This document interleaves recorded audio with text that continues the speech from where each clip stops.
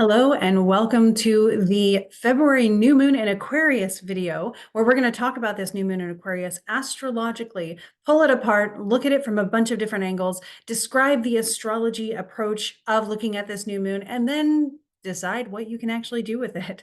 So I'm going to share my screen and we will be able to get started by looking at the chart for this new moon in Luna. So again, the great thing about Luna is you can go up and you can go to cycles and you'll be able to find the new moons of the year, and you click on that and it'll bring you right to it.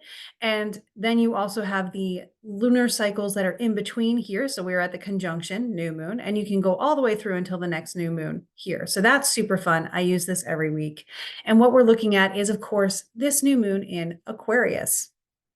So this new moon in Aquarius has some interesting things to be noting, especially as we are looking at the everything else kind of removed to give us just the aspects that the moon is dealing with. Now, there's a lot of things in here that are letters or black sigils. These things are not necessarily what we are focused on. They are very much relative to the location of the chart. So yours will be different. And then, of course, the lots are only because they're on the ascendant because there's a new moon. They are based on the calculations of the distance between the moon and the sun. So they're going to be that way. The north node, actually, this is the south node, is in Libra.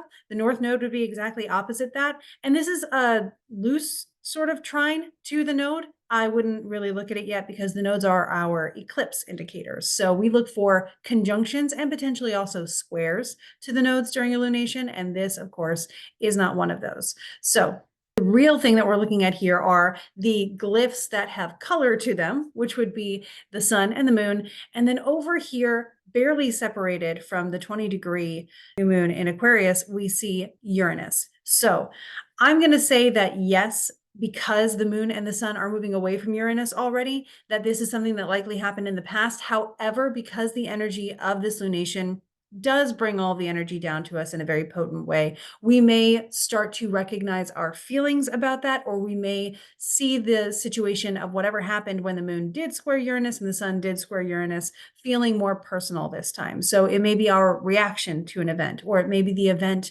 making itself known to us. So I am going to bring Uranus into this a little bit, which really just adds to the already quirky themes of the Aquarian new moon. And I say quirky because Aquarius is known to be the sign essentially of going against the grain. It is a very progressive sign. It is a very outside the box sign, outside looking in type of sign, which is also part of the sort of reason and description or explanation for why the sun finds its detriment in Aquarius. The sun rules Leo. So, of course, when the sun is opposite to the sign of its rulership, it is in the opposite of rulership or opposite of domicile. So it is in detriment at this point, which just means that the sun is unable to do the things that the sun would typically be expected to do. So the sun, being very leonine in its typical expression, is something that we would expect from the sun as the ruler of Leo: passionate, exuberant, fiery, heart-led, all of these things. And in Aquarius, we cool down and we're more in cerebral land, and we're looking at things from an outside perspective or a top-down view rather than from an immersive view. So the sun being in the detriment here does not necessarily mean the sun is bad. It's just not doing sunny things the way that we would normally expect.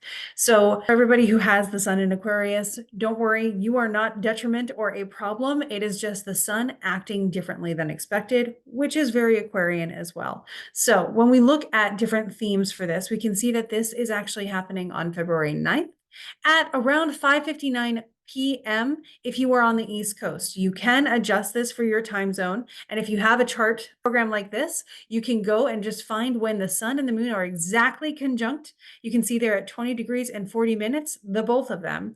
And that means we are at the new moon. Or if you have something like Luna, you go to cycles, you click the Aquarius new moon, and boom, you will be able to see for your location where that is. Totally so many ways to do it. Whatever you need to do, you can find it.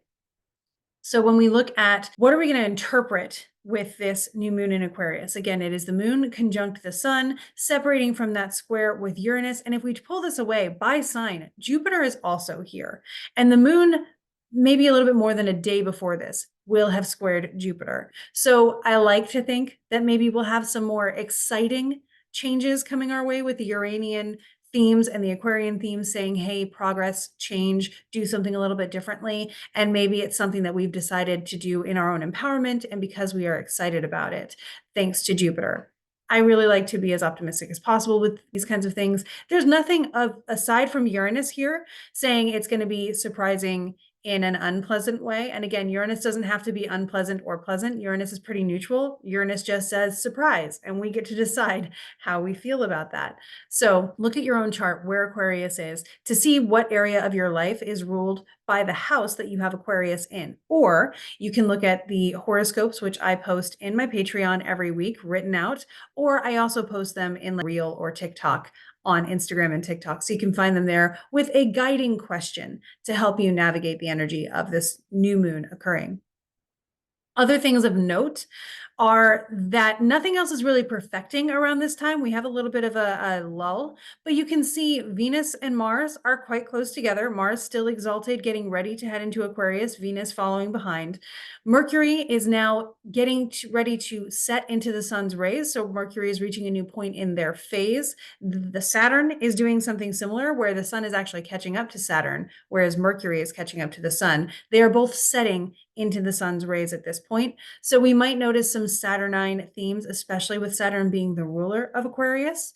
And we might also notice communication and technology being something that comes into it too. It is Aquarius. Mercury is in Aquarius. Mercury is at a poignant point in their phase. And we have this setup of Uranus saying, hey, innovation, invention, progress again, all of those great Uranian words that we can use. So something to keep in mind, again, how do you want to do things differently? How do you want to be you out loud? How do you want to show up big for the way you want to do it? When we talked on the Alchemist Inkwell podcast this past week, Emily and I discussed that this is the opportunity to cosplay as your authentic self, even if you're staying at home, just something that teaches you what it feels like to be you. And I think that's a really great opportunity. The affirmation I came up with here is I am free when I am me. Something to remind yourself of, like, it's okay to be yourself. It's okay that yourself isn't like everything else because you have a unique space to fit in, and you will find that fit the more you express that version of you, because you will be able to navigate the world and see what lights you up, what doesn't light you up, and that will guide you to those things that will feel like a great fit. And I know this from experience, and I promise you it does work. So again, let your perceived weird become your wonderful with this, and invite evidence that who you are fits into a perfect place in this world to come find you. So if you are manifesting something with this new moon, I recommend doing it just a little bit after the new moon. You have the whole day after the new moon, typically a day and a half or so you have of time to kind of let that process. And so even if after the new moon, if you wanted to do it not on the 9th, which we can look here is a Friday, if you wanted to take Saturday and do some manifesting things where you dress up in a way that makes you feel awesome and you let yourself be your wonderful weird, and then invite the world around you in all of its facets to give you confirmation that this is okay. And if it gives you confirmation that something doesn't feel good, that is just showing you that place isn't great for you. Not every place is abundant with the things that make us fit, or not every group is abundant with the people that see us for who we are. Sometimes we are trying to make ourselves fit in a space that isn't the size or shape that we would want to be in. And you can find the spaces where you do fit naturally. And I truly, truly believe that from arduous experience. So no worries, you will find that place, and you will probably get strong indications of what that looks like during this new moon as you begin this cycle. So that is what we are looking at with our new moon in Aquarius. If you want to work with me more personally, I do a lot more astrology and folk magic with the Modern School of Ancient Wisdom Patreon. I'm about to launch a new student study tier that will do a little bit more with folk magic and astrology, teaching it month by month. I'm very excited about this. And also to anybody who's interested in the Forgotten Storytellers High Vibe Fiction Book Writing Program, which is also a spiritual development program with personal mentorship with Emily and myself for 4 months. You can actually now submit your pitches. We are accepting those. And to those who are watching this video, sneak peek, you can go. It is in the links in my bios and all of those things. It is there for you. So I hope that whatever it is that makes you feel special, you find it and you embrace it during this new moon in Aquarius. And I will look forward to celebrating that with you in any way that I can. Thank you so much, guys.